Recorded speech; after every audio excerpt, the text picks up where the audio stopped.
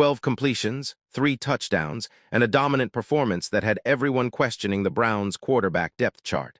But Todd Monken just delivered a firm answer on whether this changes anything. Stick around, because the QB2 situation in Cleveland just got a lot more interesting. What's up, everybody? Welcome back to the channel.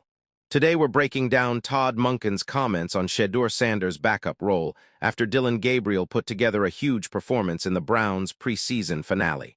Let's get into it. Second-year quarterback Dillon Gabriel was genuinely the star of Cleveland's preseason finale against the New England Patriots, completing 12 of 15 passes for 186 yards and 3 touchdowns against New England's backup defense. That's the kind of efficient, explosive performance that naturally raises questions about a depth chart.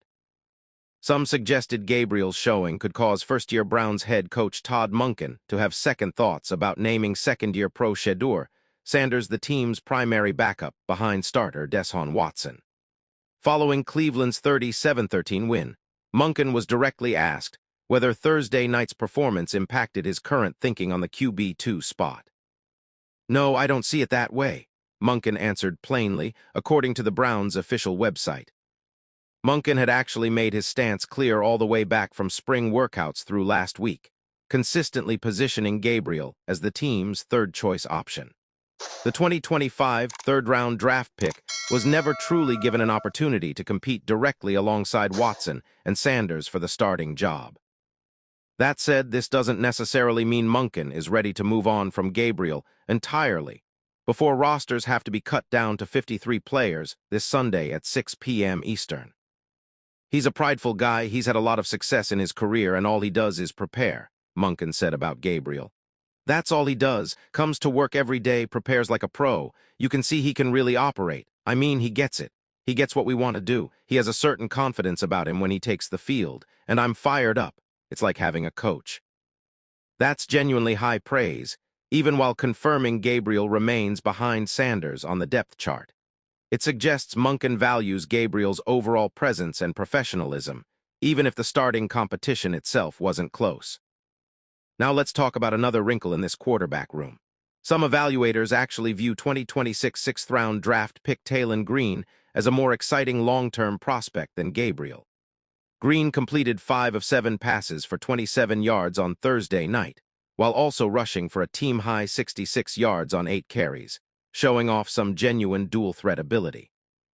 Following the game, Monken said he and general manager Andrew Berry haven't had a chance to really talk about whether the Browns will actually carry 4 active quarterbacks on their Week 1 roster. That leaves the door open for some interesting roster maneuvering. If the Browns want to keep Green around, they could theoretically reach out to the Atlanta Falcons about a possible trade involving Gabriel. Here's why that connection makes sense.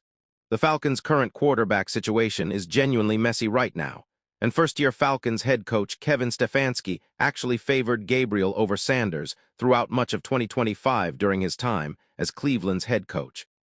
That prior relationship could make Atlanta a logical trade partner if Cleveland decides to move on from Gabriel. Meanwhile, Gabriel himself seemed genuinely happy to simply receive a real opportunity on Thursday night to show what he can do, even against players largely unknown to casual football fans. "At some point, you want to see your hard work coming to fruition in a real live setting," Gabriel said. "And of course, it wasn't exactly what I wanted the first 2 preseason games, and that's probably the frustrating part on my end. But then being able to go out today with a bunch of great dudes and a real opportunity to just make the most of it, maxing in the moment, that's really what it's all about." So where does this leave Cleveland's quarterback room heading into final roster decisions? Sanders remains firmly entrenched as the QB2 behind Watson, but Gabriel's performance and Monken's genuine praise for his professionalism suggest the coaching staff still values what he brings to the table. Whether that translates into a roster spot, a trade, or something else entirely remains to be seen before Sunday's deadline. So what's your take? Should the Browns keep all 4 quarterbacks, or does a trade involving Gabriel make more sense given Atlanta's situation? Drop your thoughts in the comments below. If you enjoyed this breakdown, smash that like button. Subscribe for more Browns and NFL roster coverage all season long, and I'll see you in the next video.